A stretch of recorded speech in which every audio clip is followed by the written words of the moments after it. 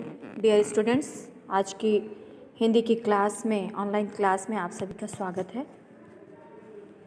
आज हम पत्र, एक हिंदी की विधा है पत्र, जो एक पिता ने अपनी पुत्री के नाम लिखा है, उसके बारे में हम अध्ययन करेंगे। जानेंगे कि आखिर वो पिता अपनी पुत्री को ही, अपनी ही पुत्री को पत्र के माध्यम से क्यों कोई बात बता रहा है।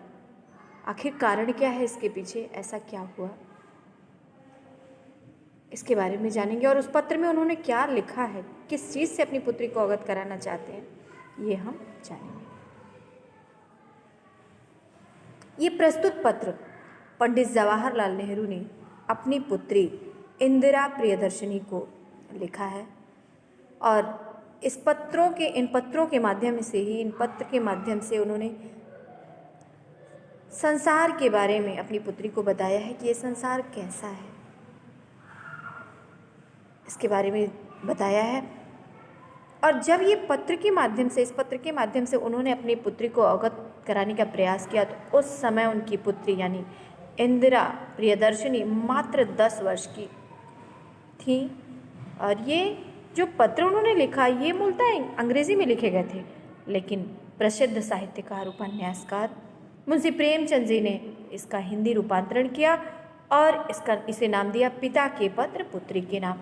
इसी पुस्तक से एक अंश है शुरू का इतिहास। ये जो पत्र है, शुरू के इतिहास के बारे में जो अवगत कराया है उन्होंने, कि प्रारंभिक इतिहास हमारे देश का कैसा रहा है, उसके बारे में जो नेहरू जी ने अवगत कराया है अपनी पुत्री को, वो इस पुस्तक, इस संकलन यानी पिता के पत्र पुत्री के नाम का एक हिस्सा है। तो इस पत्र में पंडित जवाहरलाल नेहरू ने अपनी पुत्री को इंदु से संबोधित किया, इंदु कहकर संबोधित किया है। उन्होंने प्रारंभ किया है कि मैंने तुम्हें बताया था ना कि संसार जो है, संसार की किताब सर्वदा खुली रहती है और इस किताब से ही हम दुनिया के हाल को मालूम कर सकते हैं। इस जो संसार की किताब है, इसके द्वारा ही हम दुनिया के बारे में जान सकते हैं। इस किताब में चट्टान, पहाड़ी, घाटियाँ, नदियाँ, समुद्र, ज्वालामुखी और हर एक चीज़ जो हम अपने चारों तरफ देखते हैं, सब कुछ शामिल है इस पुस्तक में। ये जो संसार की किताब है, इसमें ये सारी चीज़ें यानी प्रकृति से संबंधित सारी चीज़ें, प्राकृतिक चीज़ें इस पुस्तक में समाहित हैं और जो इन्हें हम देख सकते हैं। अंतर सिर्फ ये है कि ये किताब हमेशा खुली रहती है, लेकिन सबका ध्यान इस तरफ नहीं जाता है।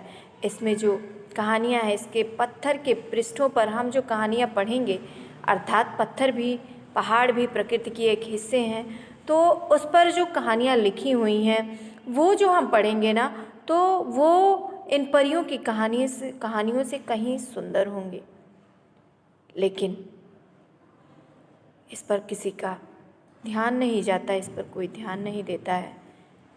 इस तरह संसार की इस पुस्तक से हमें उस पुराने ज़माने का हाल मालूम हो जाएगा।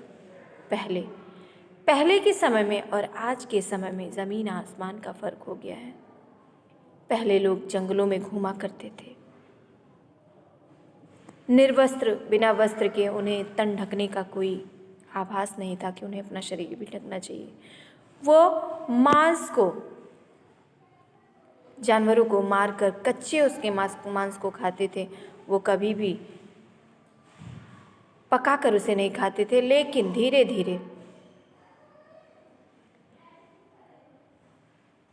जब हमारी दुनिया में कोई आदमी या जानवर न था, और जो हम इस किताब को पढ़ेंगे तो हमें मालूम होगा कि पहले जानवर कैसे आए और उनकी संख्या कैसे बढ़ी। इस किताब में ये इंगित है, ये जो संसार की किताब है, इसमें ये पता है कि आखिर जानवर आए कैसे, उनकी संख्या इतनी बढ़ी कैसे, और उसके बाद आदमी आए। लेकिन वे उन आदमियों की तरह न थे जिन्हें हम आज देख रहे हैं। आदमी भी आए, जानवर आए तो आदमी भी आए, लेकिन वो आदमी यानी प्राचीन के समय में जो आदमी थे, वो आज के आदमियों की तरह नहीं थे। वे जंगली थे जानवर में, और उनमें कोई बहुत फर्क नहीं था। लेकिन धीरे धीरे उनमें तजुर्बा आया, कोई चीज़ सीखने की प्रक्रिया आई, सोचने और समझने का निर्णय आए, ताकत आई उनके अंदर।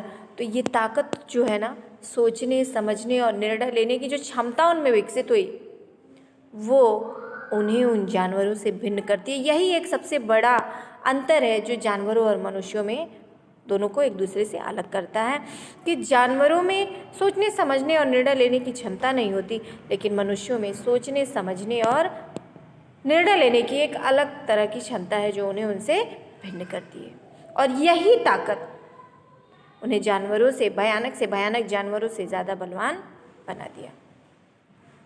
ज्यों-ज्यों आदमी अपने सोच की ताकत बढ़ती गई, आदमियों की सोच बढ़ती गई, उनमें सूझबूझ बढ़ती गई, उनसे बहुत सी बातें सोच निकाली।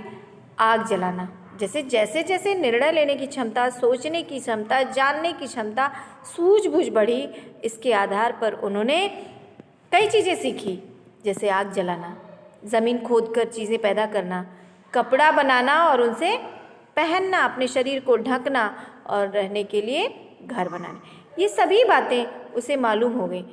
बहुत से आदमी मिलकर एक साथ रहते थे और इस तरह पहले शहर बने। पहले लोग क्या करते थे? इधर उधर भटकते थे, घूमते थे और शायद किसी खेमों में रहते थे। लेकिन बाद में जैसे जैसे उनमें सूझबूझ बढ़ी, वो धीरे धीरे क्या हुए? शहर बना लिए, रहने के लिए घर बना लिए और ज़मीन में खाने की चीज़ों के पैदा करने का तरीका भी वो सीख लिए। और जब वो तरीका नहीं मालूम था, ना ही उनके पास चावल था, ना गेहूँ था, ना रोटियां बनती हैं, न तो तरकारियाँ थी अर्थात सब्जियाँ, और न दूसरी चीज़ों हम जो आज खाते हैं, शायद कुछ फल और बीज उन्हें खाने को मिल जाते हों, मगर ज़्यादातर वो क्या करते थे? जानवरों को मार कर उनके मांस को कच्चे खाया करते थे। ये सारी बातें कौन बता रहे हैं? जवाहरलाल नेहरू। और ये पत्र जो है, जो पत्र लिखा है उन्होंने, ये नैनी जेल में तब लिखा जब वो आंदोलन चल रहा था, स्वतंत्रता आंदोलन की आग लगी हुई थी चारों तरफ।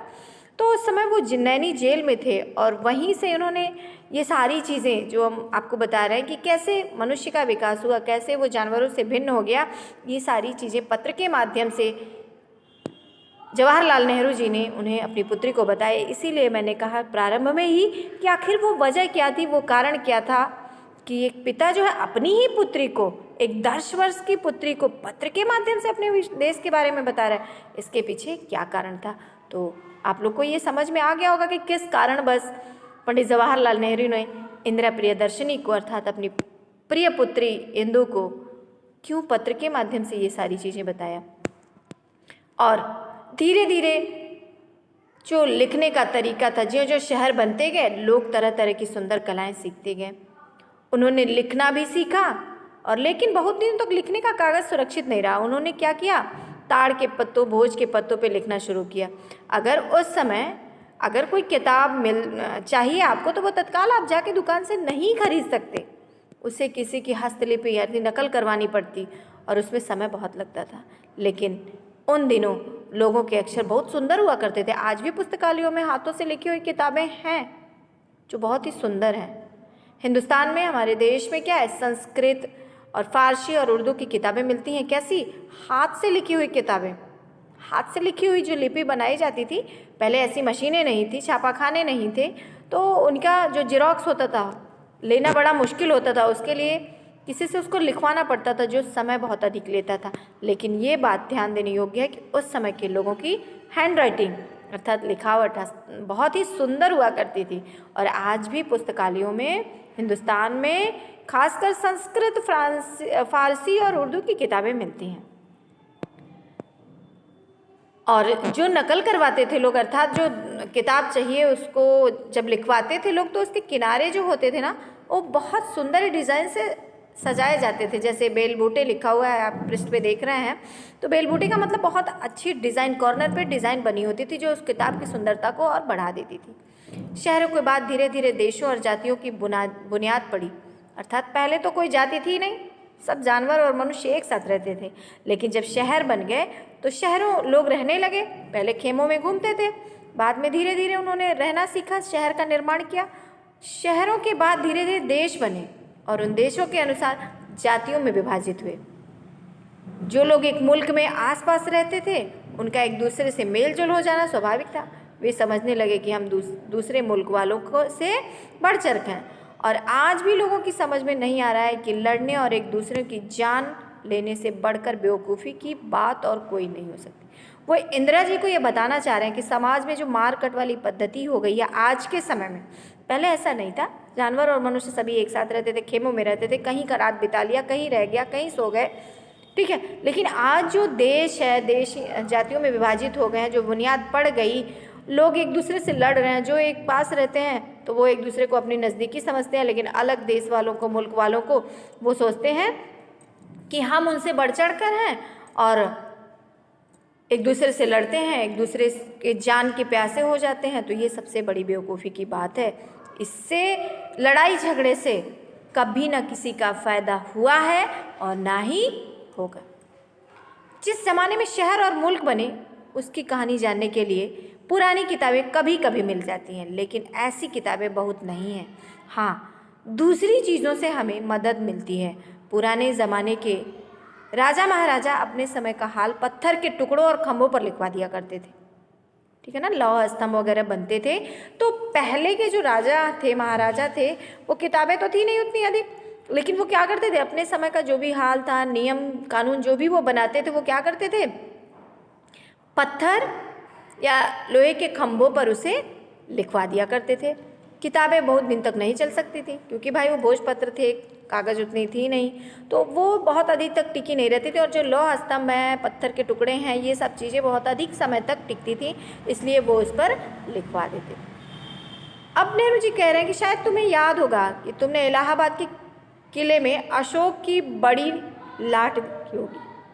कई 100 साल हुए अशोक हिंदुस्तान का एक बड़ा राजा था। अशोक स्तंभ जो है, उसने उस खंभे पर अपना एक आदेश खुदवा दिया है। अगर तुम लखनऊ के अजायब घर में जाओ तो तुम्हें बहुत से पत्थर के टुकड़े मिलेंगे जिन पर अक्षर खुदे हैं।